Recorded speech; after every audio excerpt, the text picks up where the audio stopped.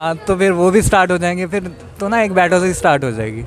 तो इससे ज़्यादा अच्छा बेनिफिट ये बेटर ये है कि आप जौन सा है डॉलर की वैल्यू को कम कर दो। तो ये वही तो ये करना चाह रहे हैं। मतलब ना इतनी ऐसे नहीं कि अपनी करेंसी आप आगे फॉरवर्ड करके आप कर दो कि डॉलर की वैल्यू कम कर दो, आप उसका जौन सा ओवरऑल रेट है उसके कम कर दिया कर। अस्सलाम वालेकुम viewers, this is Ubaidur Rahman and you are on my and your YouTube channel Lajawab Ubaid. आज मैं बहुत ही इंटरेस्टिंग और मज़ेदार टॉपिक के ऊपर वीडियो बनाने जा रहा हूँ और एक बहुत ही इंटरेस्टिंग न्यूज़ सामने आई है कि अगर हम बात करते चलें इस वक्त रशिया की और इंडिया की, तो इन्होंने आपस में मिल के एक ये डिसीजन लिया है कि भाई इंडिया और रशिया अब आपस में जितनी भी ट्रेड करेंगे वो अपनी करेंसी के अंदर करेंगे और वो बीच में से US डॉलर को जो है वो बाईपास कर देंगे, जिससे US डॉलर की जो वैल्यू है उसको काफ़ी नुकसान पहुंचेगा और US डॉलर की वैल्यू जो है वो काफ़ी नीचे गिर जाएगी। इंडियन रुपये की वैल्यू बढ़ेगी उससे और जो रशियन करेंसी है उसकी भी वैल्यू बढ़ेगी। पाकिस्तान की पब्लिक के पास चलते हैं और उनको बताते हैं कि भाई इंडिया इतनी बड़ी बड़ी डेवलपमेंट्स कर रहा है, पाकिस्तान कहाँ पे स्टैंड करता है। तो आइए चलते हैं पाकिस्तानी पब्लिक के पास। अगर हम इसी हवाले से बात करते चलें, जिस तरह पहले भी मैंने आपको बताया था कि रशिया और इंडिया अब वो अपनी करेंसी में ट्रेड करने जा रहा है, क्या उसके ऊपर एक वर्ल्ड पावर सुपर पावर का प्रेशर नहीं है? वो उसको जो है वो बीच में से आप कह लें कि बाईपास करके उसकी वैल्यू को वीकन करने जा रहा है। देखिए, रशिया और इंडिया दो कंट्री का नाम लिया ना, उसमें और पाकिस्तान के करंट स्टेटस में बहुत फ़र्क है। वहाँ पे कोई तीसरी कुव्वत आके गवर्नमेंट नहीं करती।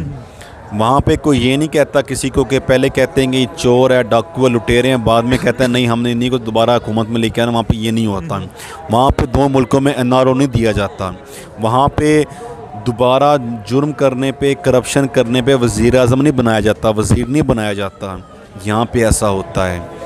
तो हम मोरली तौर पे भी करप्ट हैं, हम फाइनेंशियल तौर पे तो बैंकक्रप्ट हो चुके हैं, मोरली तौर पे भी इस कदर हैं। लेकिन अभी तक हमने अपने आप को ऑफिशियली, हमारे जो स्टेट बैंक है उसने ये डिक्लेयर नहीं किया कि पाकिस्तान जो है वो ऑफिशियली जो है वो बैंकक्रप्ट हो चुका है। लेकिन अभी बातें सुनने में आ रही हैं कि पाकिस्तान जो है वो बैंकक्रप्ट हो रहा है। लेकिन लोगों का जहन बनाया जाता है, आहिस्ता आहिस्ता वही हालात क्रिएट किए जा रहे हैं कि हम खुद सबको वो रियलाइज़ हो जाएगा।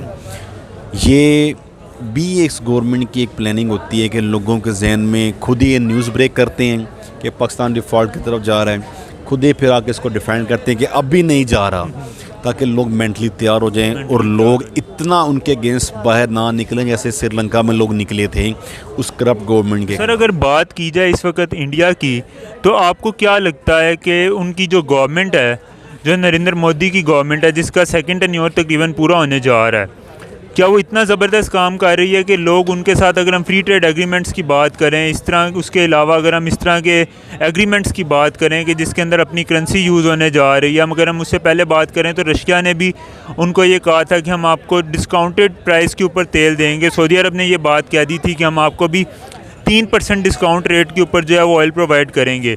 Is India doing this well के मतलब पूरी दुनिया उसको जो है वो रिकग्नाइज़ कर रही है और उसको इतना, यानी कि आप कह लें, शाबाशी दे रही है। देखिए, अगर इंडिया को दुनिया शाबाशी दे रही है तो इसके रीज़न को समझने की कोशिश करें। वो क्यों? क्योंकि वो टेक्नोलॉजी में बहुत आगे हैं हमसे। जो माइक्रोसॉफ्ट का CEO वो इंडियन है, UK का प्राइम मिनिस्टर वो इंडियन नेशनल है, ऋषि सोनक की बात जी। उसके बाद गूगल का, ट्विटर का, इन सब के जो CEO हैं वो तो सारे इंडियन हैं। अच्छा, मुझे इत्तेफाक को पूछे था ना, पाकिस्तान इंडिया की सीरीज़ हुई ना, तो मैं चैनल चेंज करता हुआ ना, मैंने एक बार इंडियन चैनल लगा लिया स्पोर्ट, जिस पे मैं मैच देख रहा था। अब देखते देखते कमर्शियल लाइन उनके, मैंने जब कमर्शियल एड्स देखे ना, वो क्या थे टेक्नोलॉजी के ऊपर कि हमने ये फ़लाँ टेक्नोलॉजी बना ली है, आप घर बैठे ये कर सकते हैं, हमारी ये फ़लाँ ऐप यूज़ करके आप ये कर सकते हैं। मतलब टेक्नोलॉजी बेस्ड पढ़े लिखे ऐड। अच्छा, पाकिस्तानी कमर्शियल क्या होते हैं? लक्स, ज़रा सा लक्स, सर्फ एक्सल, ठीक है, उसमें भी हमारी सेलिब्रिटीज़ आ रही है, उसमें सेलिब्रिटी आ रहे हैं। अच्छा, मैक्सिमम ज़्यादा है सेलिब्रिटी कौन सी होगी? हमारी पेप्सी की। यानी अच्छा, वो भी किसकी है? इंटरनेशनल ब्रांड है, उसी की कमर्शियल कर रहे हैं। हमारी अपनी तो कुछ सोच ही नहीं है। हमारी तो यहाँ पे किसी पीर फकीरी के बारे में बता दिया जाएगा, हम तो इससे बाहर निकल। ये एक नज़रिया होता है कौम का। हमारी यूनिवर्सिटी जो है ये कितनी रिसर्च कर रही हैं? कुछ भी नहीं है। हमारे पास जो स्किलफुल इंस्टीट्यूशन है वो कितने हैं? बिल्कुल भी नहीं है। फिर जब यही नहीं है तो इन्वेस्टमेंट कहाँ से आएगी? हम यहाँ पे अभी डॉक्टर इंजीनियर तैयार कर रहे हैं, ये हम एक बेरोज़गारों की फ़ौज तैयार कर रही हैं। अच्छा, हम जो डॉक्टर इंजीनियर तैयार कर रहे हैं ये हम अपने लिए बेरोज़गारी की फ़ौज तैयार कर रहे हैं। जी ऐसे अभी आपने देखा नहीं, अभी 7.5 लाख हाईली क्वालिफाइड लोग सिर्फ इस 7 महीने में मुल्क से बाहर गए हैं। 7.5 lakh doctor engineer. Overseas rate बहुत बढ़ रहा है पाकिस्तान का।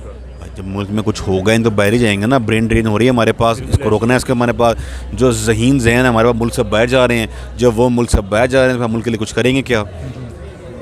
तो सर अगर इस टाइम इस हवाले से बात की जाए तो इंडियन गवर्नमेंट की जो पॉलिसीज़ हैं उसकी हमने बात की है। उसके अलावा अगर बात की जाए कि इंडिया के जो रिलेशंस हैं दूसरी कंट्रीज़ के साथ, जिस तरह अभी हमारे देखने में आ रहा है सऊदी अरब हो गया, रशिया हो गया, ये सारे मतलब फ़ॉरेन पॉलिसीज़ को भी हमें फिर उनकी जो है वो एक्नॉलेज करना पड़ेगा कि उनकी जो फ़ॉरेन अफेयर के डिपार्टमेंट है वो भी बड़ा ज़बरदस्त काम कर रहा है। जब गवर्नमेंट स्ट्रॉन्ग हो ना, आवाम की सपोर्ट हासिल हो, तो दुनिया भी कदर करती है।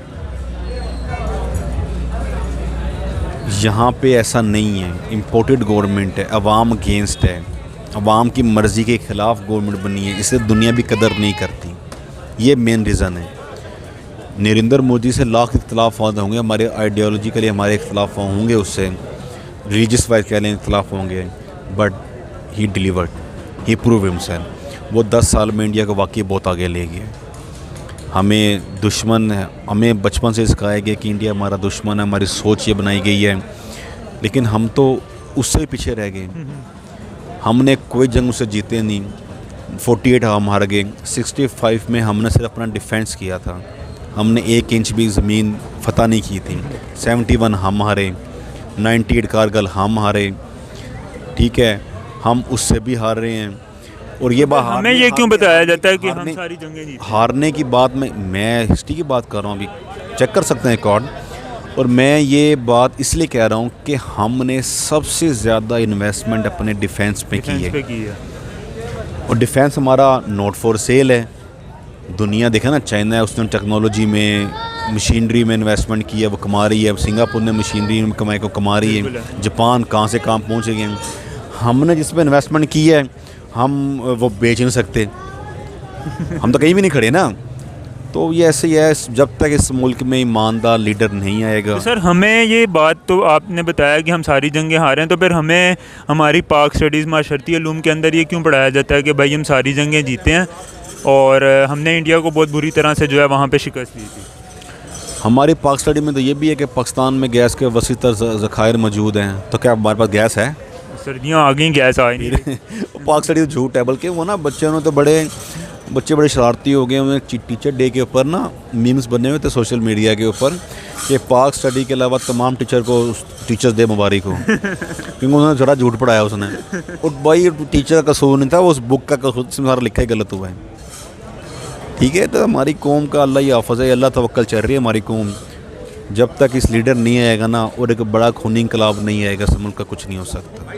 अस्सलाम वालेकुम। जी वालेकुम अस्सलाम। क्या नाम है? राव हसन।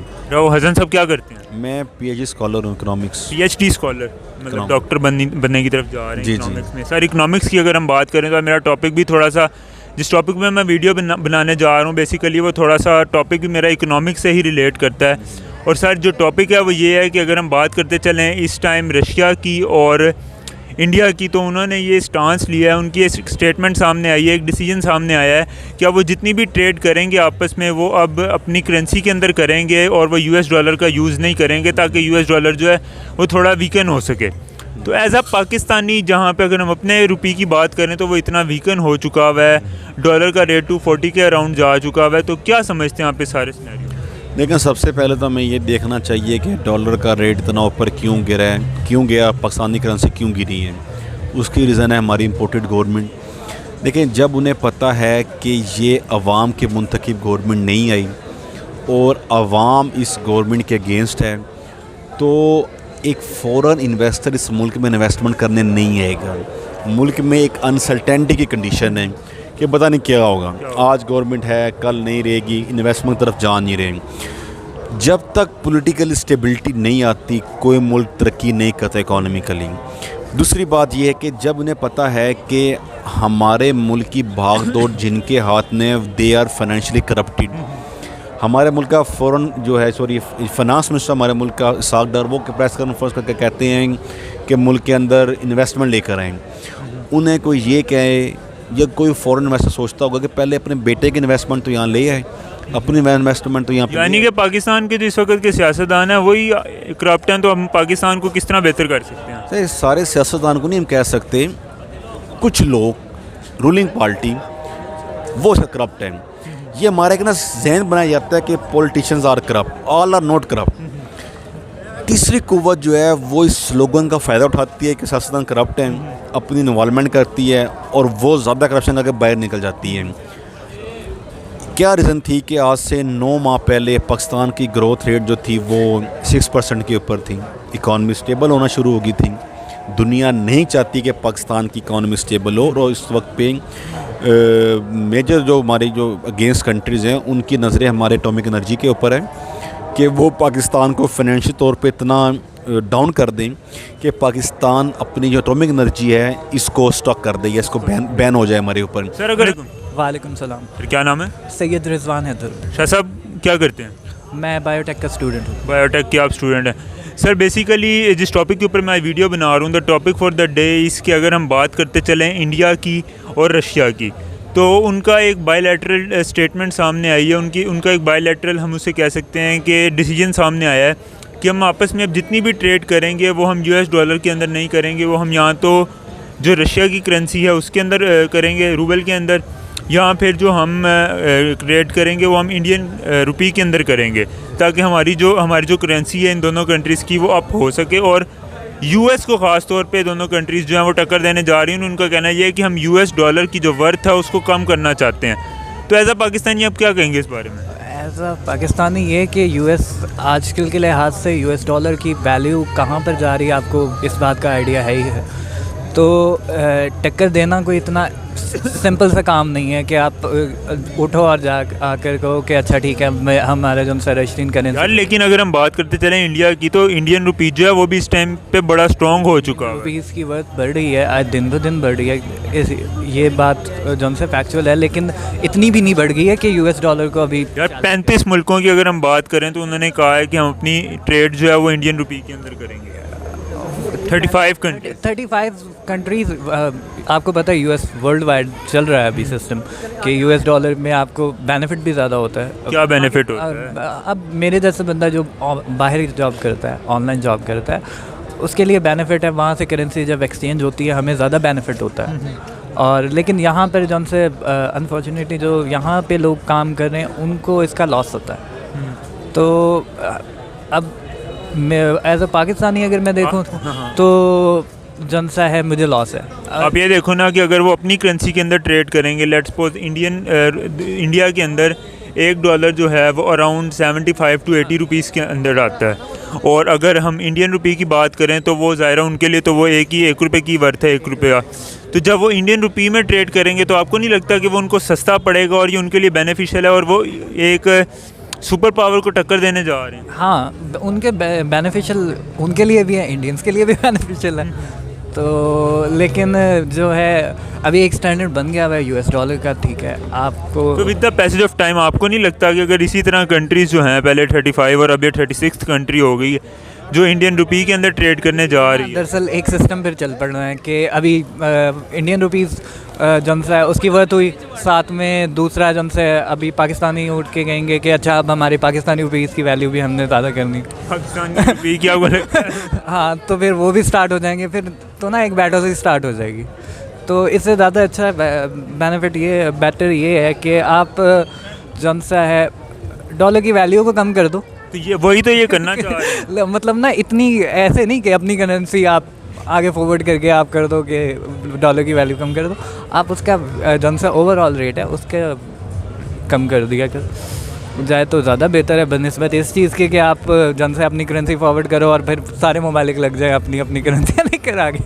आप मुझे ये बताओ कि अभी जिस तरह हम ये ट्रेडिंग की बात कर रहे हैं, ट्रेडिंग के हवाले से आपको क्या लगता है कि पाकिस्तान और इंडिया की भी आपस में ट्रेड होनी चाहिए?